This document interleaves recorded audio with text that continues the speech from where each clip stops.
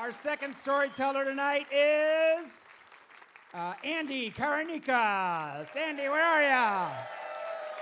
He's coming up. He's back there. Keep it going until he gets here.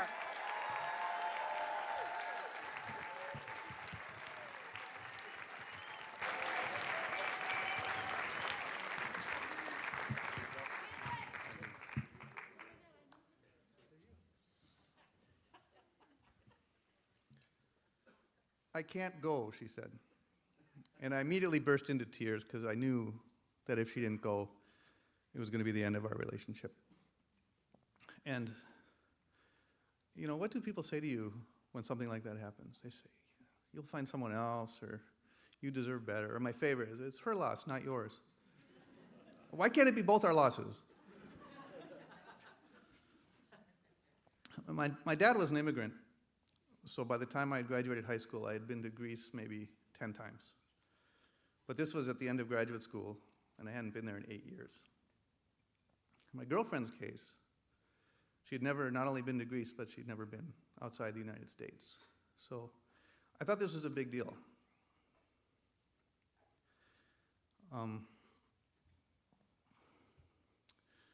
She got stuck here for a sec. This hasn't happened before.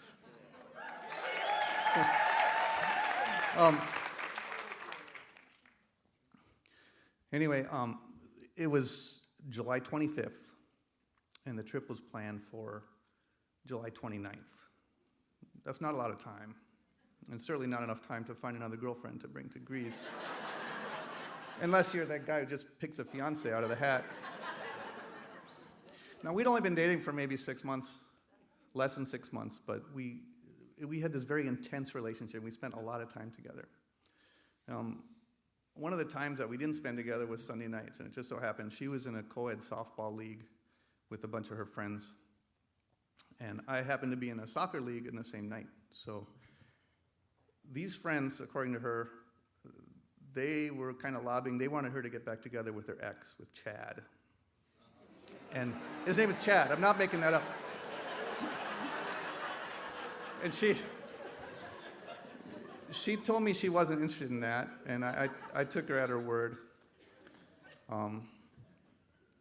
But Chad was never really out of the picture, and the fact that I hadn't really met her friends, that I should have seen that as a red flag, but I didn't at the time.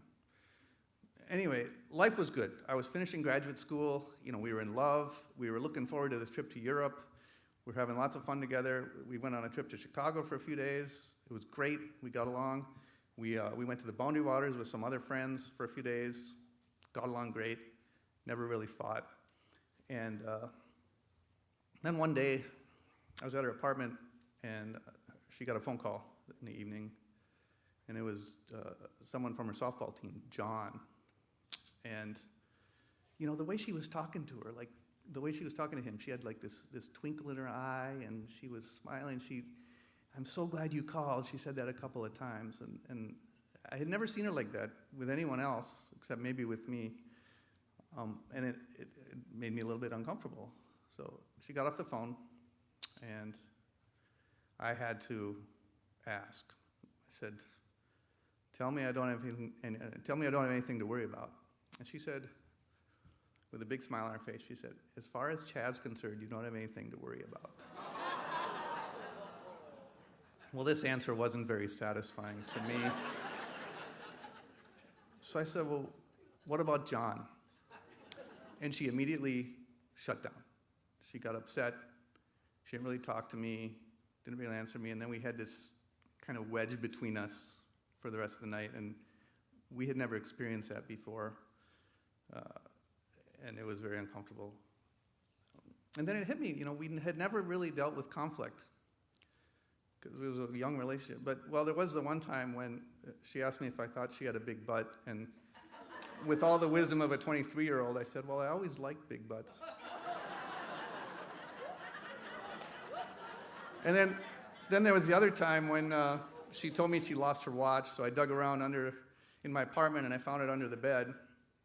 And I showed it to her, and she said, that's not my watch. But for the most part, no conflict.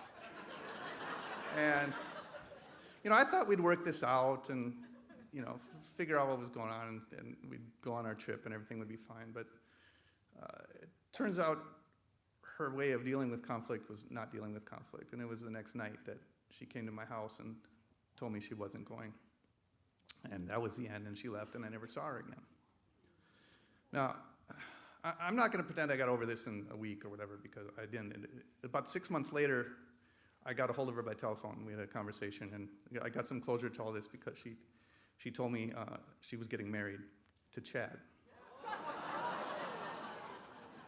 But really, on the way, as I was on the last leg of my trip, flying into Athens, and I was thinking about going to the village to see my grandmother and to see the other relatives, and I was looking out the window, and I could see the sea below, and the islands, and the mountains, and those iconic whitewashed houses and churches and everything. And if you've ever flown into Athens in the daytime, it's gorgeous.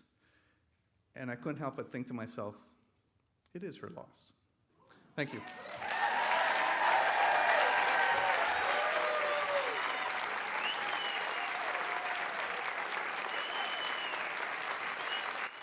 Say it again for Andy Karanikas. Andy.